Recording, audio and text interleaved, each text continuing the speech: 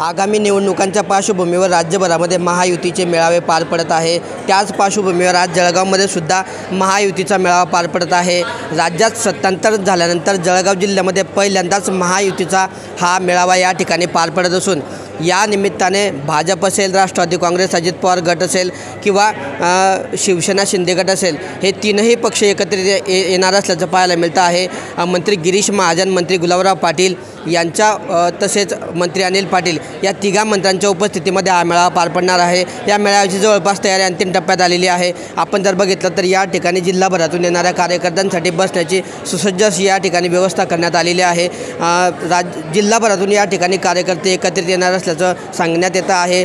काही वेळातच या मेळाव्याला सुरुवात होणार आहे आणि त्याच पार्श्वभूमीवर या ठिकाणी ही मेळाव्याची तयारी केली जात आहे।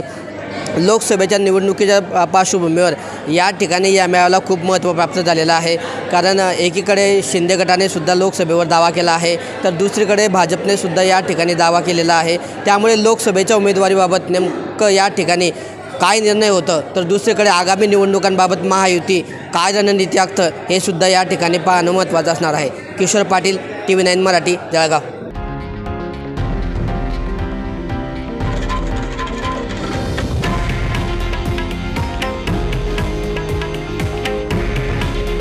हे आहे देशातील नंबर 1 न्यूज नेटवर्क आणि आपण पाहत आहात TV9 मराठी।